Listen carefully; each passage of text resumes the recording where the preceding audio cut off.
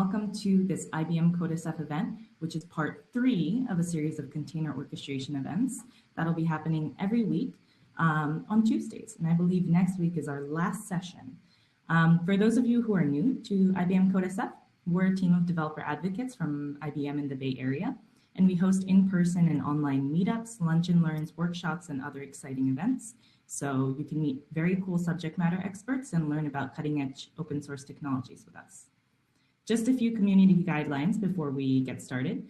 Let's keep the chat relevant to today's topic. And if you have any questions, please pose them in the Ask a Question section here at the bottom, and upvote any questions you'd like to have answered, and our speaker will answer all of your questions at the end of the session. Today we have Marek Sadowski, an IBM CODE SF developer advocate, who will be presenting on Introduction to Kubernetes. Please take it away, Marek. Thank you, Maya. Let's get started. Let's take it away. So as Maya said, we are here in Silicon Valley, and we are trying to introduce to you various technologies. Today, webinar is about Kubernetes. It's the third webinar on the subject. So we started with containers, we went through Docker, and today we are diving into the Kubernetes as orchestration subject.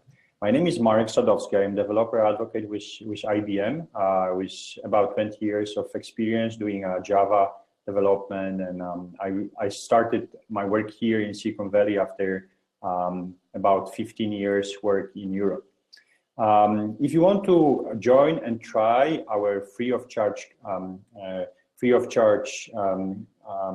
cloud, you can use this link over here and test it out for the time being. So it's ibm.biz/Kubernetes 07/03/18. So it's today's date in such a form. So before we start, I would like to tell you something about that. It's very precious for us, and this is call for code. Together with Red Cross, United Nations, IBM is trying to invite all the developers to take part in the support for all the victims of the various disasters, natural or man-made, that are happening around us.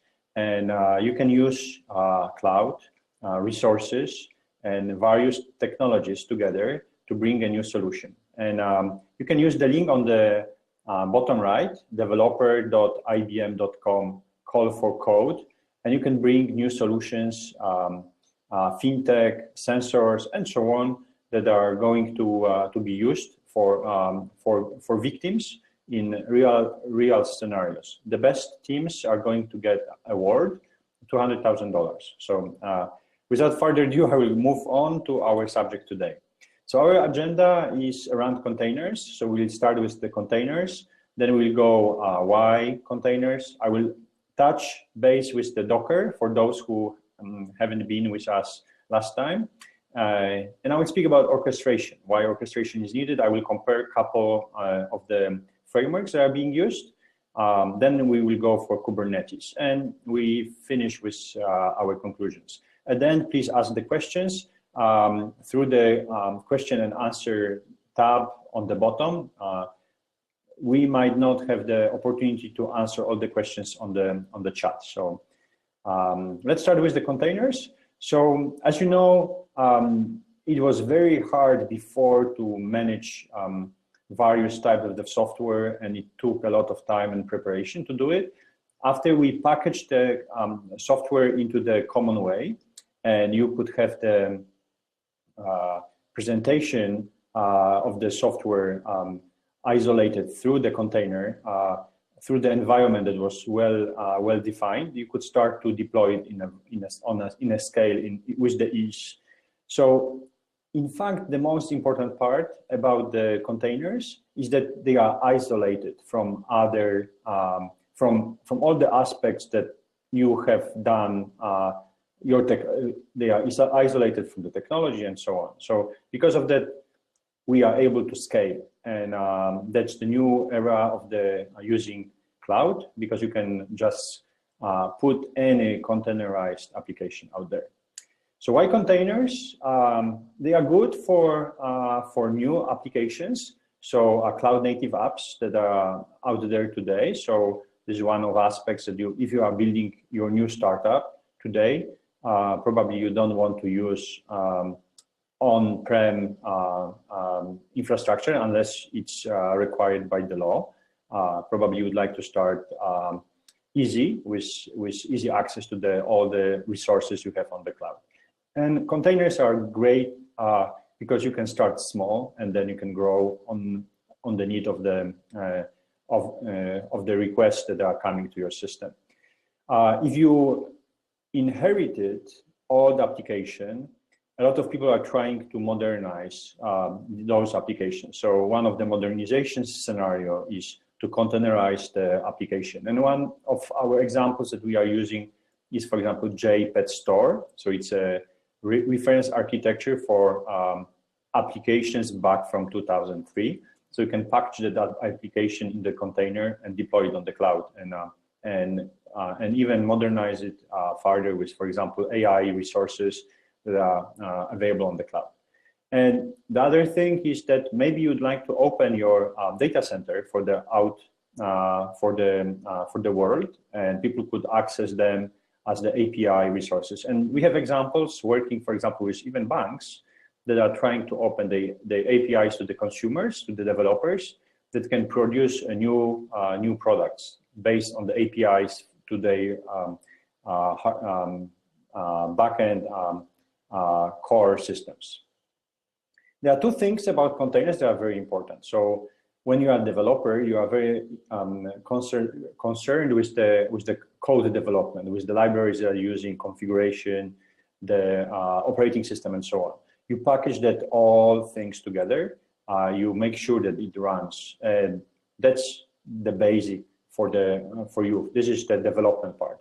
Operations, on the other hand, is looking for logging, checking out if everything is working, having a remote access. You would like to have network configured, and you would like to monitor your application if it's working in a good way. So this separation of concerns are brought together in DevOps process, and these two processes are bound together for our containers. And containers, as typical objects, are portable, very easy to manage. They provide you with just enough isolation from the outside, and they can use hardware more efficiently than usual systems that were either natively deployed or by use of the VM machines, so VM virtual machines. And containers are immutable, so they do not change. You get the container and you know what is inside. And comes here a new aspect, Docker containers, why they became so great technology. One of the things is that they are open software. Without locking to the vendor, you achieve the true portability between systems, and a lot of systems are working with them. So there is open governance, open design. So as an open software, is even open contribution. Docker missions is about building the image, then shipping the container and running it on the destination machine. And there are a lot of supporters, a lot of tenants that are using this. You can run it on IBM Cloud, you can run it on Amazon, you can run it on Azure, you can run it in Google Cloud. So all the clouds support Docker, and almost all the software is written now to support Docker images. What is the difference between a virtual machine and container? Why it's so good to have? So virtual machine, you have typical hardware, hypervisor, and you run your virtual machine. You launch your operating system processes, and then you have your libraries and binaries, on top of which you run your application. Very similar view you have together with the container. However, applications, binaries, and libraries can be shared by the kernel. So you can decrease the amount of the space that you are running, and in fact, you are just needing the application and only libraries and files that you really need.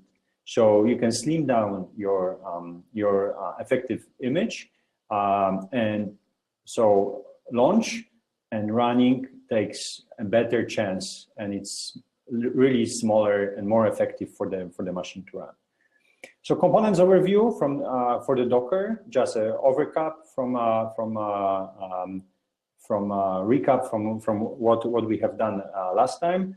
So Docker engine manages containers on a host. So you deploy your containers through Docker engine. Then images are taken from repository and from registry. You can have either Docker Hub, so open source registry, or you can use enterprise grade registry to manage your images or to store your images in the registry. Then you download them, and Docker engine is running them. The Docker engine also is providing you with the RESTful API, so you can run commands like Docker run, Docker build, and so on. So the Docker engine provides the API, and Docker client is helping you out to prepare everything on your development machine. Then you map your ports, so exposed and mapped ports are also exposed to the machine. So finally, what is Docker? It's a tool that's very important. Containers as such are not new. They were being developed over years. Docker made them very easy to use. So it became a standard, and everybody now is using Docker. And life cycle of the Docker application is you create your image, you set up your file system, and then set up your networks, volumes, and start new process telling OS to run it. And you run it in isolation. So this is one of the things that you can do it. As I said, you can use registry from Docker Hub, or you can use IBM, for example, enterprise-grade registry. Like over here, we have container registry. You can use this link, ibm.biz/Kubernetes 070318 to use IBM registry and check it out. It's free of charge, as I said, to run it. So when you have a system for one to couple containers, it seems everything under control. However, if you grow and your system becomes very popular, then you can start to lose control over what is happening. And for that, you need orchestration. So orchestration is allowing our management team or users to define how to coordinate containers in a cloud when there is a multi-container application being deployed. So you have a scheduling, you have cluster management, you have a service discovery undertaken, you have provisioning of the services, you have monitoring and configuration management done. So really it's all about the view over here. So you have cluster management, and manager is responsible, this box here is responsible for the scheduling, the application, for the service discovery. So you have discovery database that is responsible for giving you information on the services. You have replication. So if you need to deploy more nodes, and you have health management. So that's kind of architecture you would expect. And in this space came a couple of the solutions at the moment. So coming from the bare metal servers, some organizations are providing you with the cloud, so IBM Cloud or other clouds. And then on top of this, you build your operating systems like Ubuntu and others. And then on top of the platform, you start to build container services. And on top of the containers, you have Kubernetes. And these services are allowing you to grow farther. For those who need more flexibility and ease of use, there are other systems like instead of Docker and Kubernetes system base, you can use Cloud Foundry that is taking away from you all the hurdle with managing of the underlying systems. So Kubernetes is orchestration and scheduling model. There are a couple of them, as you can see.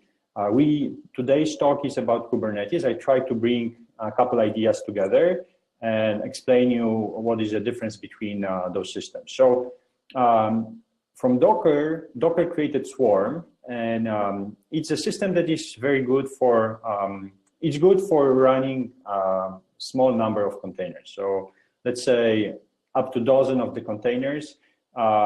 It's very easy to manage, and that's the rule of thumb to use it.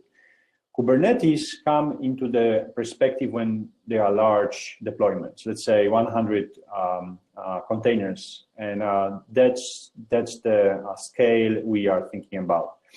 Mesos, Apache Mesos is one of the systems that you would like to use just to create your data center. Imagine you have various systems clocked together, various hardware, and you want to take control of this hardware. So Mesos is the application that cluster together all the hardware and provides you with the resources, abstracted resources. Marathon is yet another way of competitor to Kubernetes, is running on top of Mesos. Also, Kubernetes can be run on top of the Mesos. Kubernetes is not aware of the hardware, so it's not dealing with the hardware. So you have to deal with the hardware some other way. So let's speak about Kubernetes. So it's a container orchestration. It manages applications, not the machines, and it's designed for extensibility. And it's also open project managed by Linux Foundation, so anyone can contribute.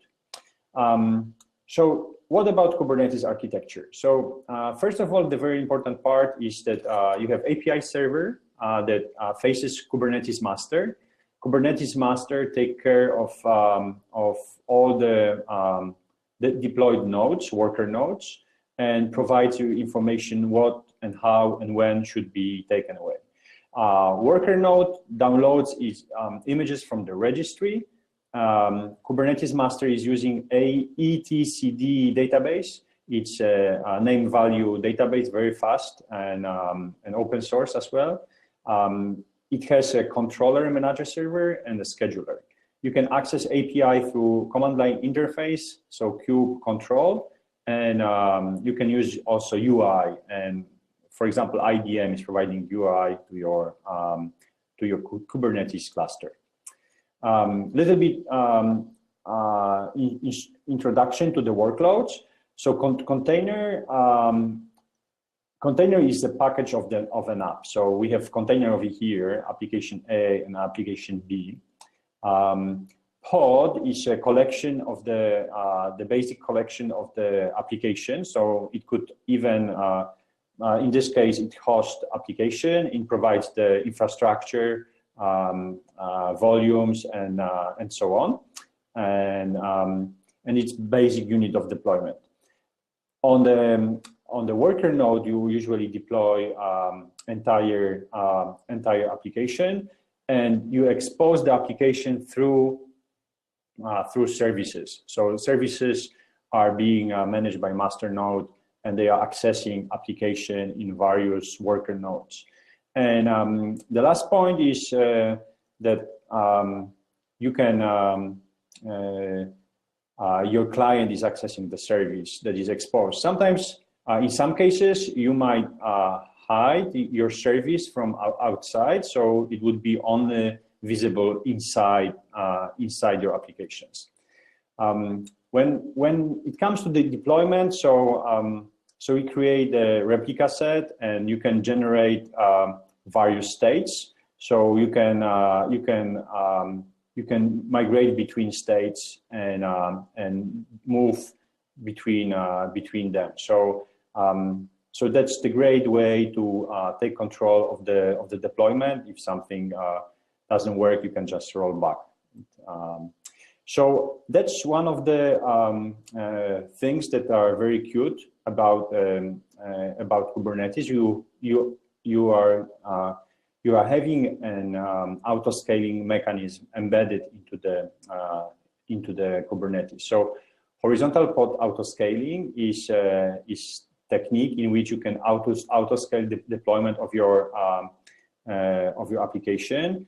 And over here, for example, you have a command given that your CPU would be saturated at the level of 50%, more or less, and you should keep deployment between 1 to 10 nodes, and keeping this information about number of the number or percentage of the CPU saturation. So it's auto-scale introduction. There are various commands over here, and the commands just simple things. So let's say, let me see if I can open my, my window here. So so let's say this is my my cluster. I access my cluster from my dashboard. So my dashboard has a cluster. In order to do it, if you use IBM Cloud, you just go to the catalog and you would look for the containers, or you will browse down through this 150 applications and going to the Cloud Foundry. So you have container registry and Kubernetes, and then you can deploy your free of charge container. As I said, it's free of charge, and then you would create this. So you have all the information that is needed. The cool part about IBM cluster, I will talk about this later, is that you can leverage existing AI services within your cluster. So if you have a need for the AI services, you can just use them here. And then if we go for the commands, you can just run the command, and it's going to access your command, and from command line interface, you can see what is happening. So so that's the basic commands that you can run in your application. So these are the basic commands, kube control commands that you would use with your instructions from command line interface. But also you can use UI. So UI is one of the things. The final thing that is very good for our deployment with Kubernetes is the Helm and Helm chart. So Helm is the package manager for large applications written in or prepared for the Kubernetes. So applications are managed by YAML files. So they are space delimited text files in which you define how the application is being built. And you can either deploy the application by running every script, running every script or referencing every script in the application. However, if you are managing large applications and you need to run them often in various environments, you would use Helm to manage that. So, so with Helm chart, it's easy to create, version, and share and publish your Kubernetes-based applications. Last point, as I said, you can use this ibm.b/Kubernetes 070318 link to get into the cloud and start your adventure with IBM Cloud and create your first Kubernetes cluster. You can run on IBM Cloud both Kubernetes, and you can run also the registry for your containers. So it prepares you for the kind of private approach to building your application, your secret sauce, if you will, with IBM Cloud. And IBM Cloud is offering cloud public and private for the institutions, depending on the approach they would like to take.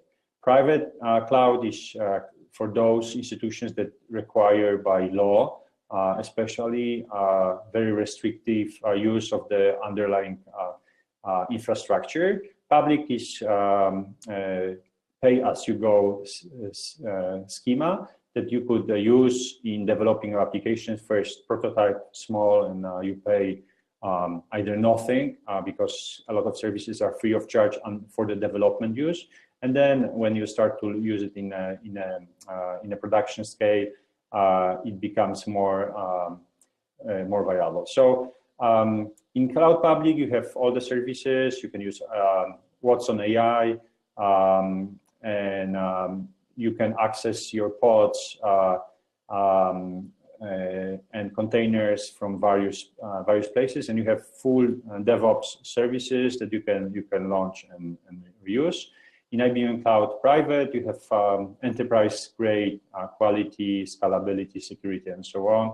So it's more tailored for the enterprises than for startups, for example.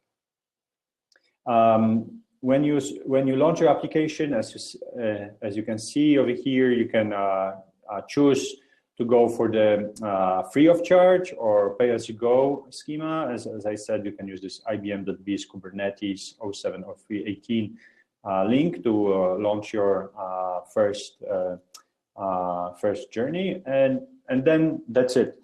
One more thing is that at some scale, when you use Kubernetes, you would like to go for load balancing and management of the platform. So Istio is such a software that allows you with the intelligent, smart,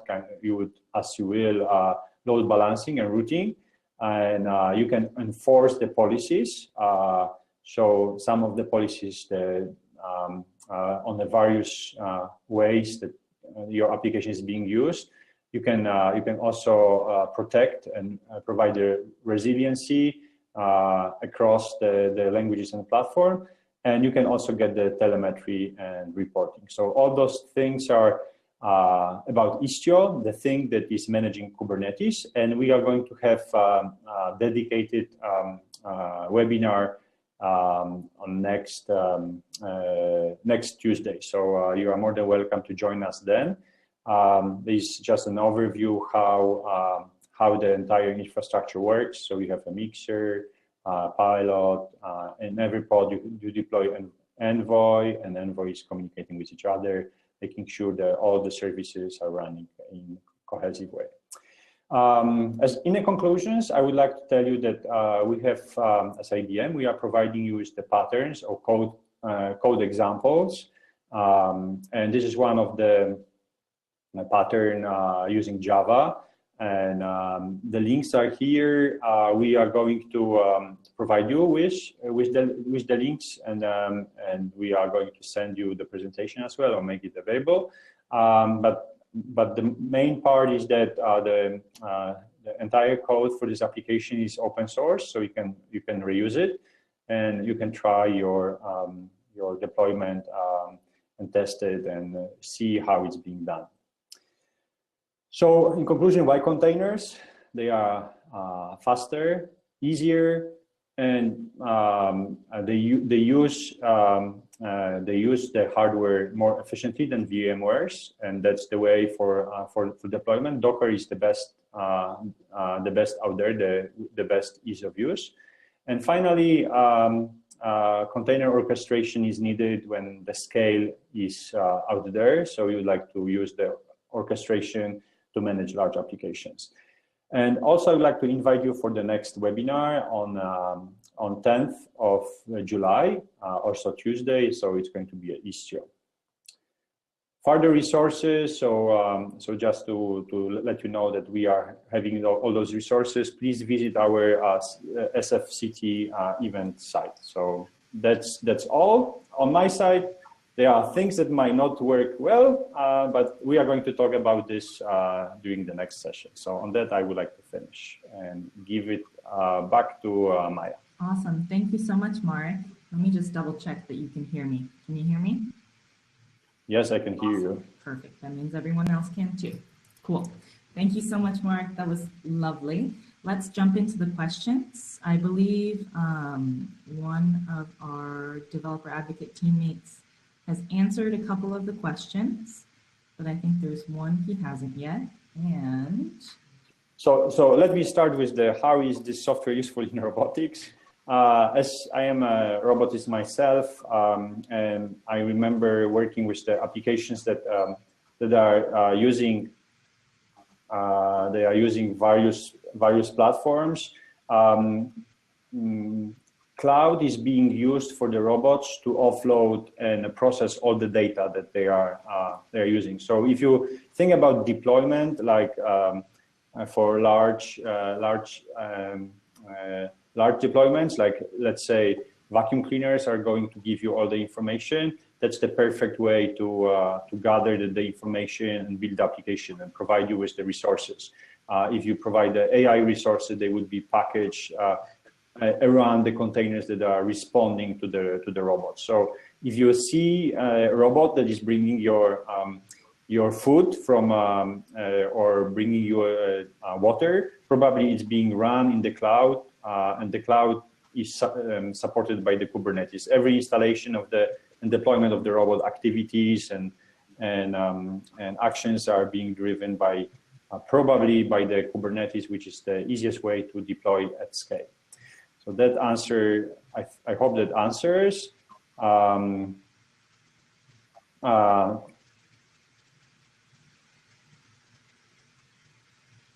So that's a good question about multi-region.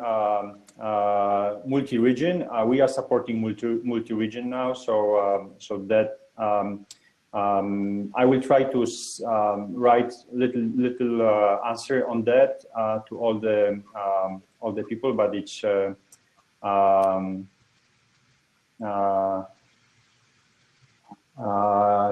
to be deployed on the various regions, so cross-region deployment, and that was announced not long time ago in mid-July, so mid-June. So it still might not reach everybody. So I will try to provide the information on that.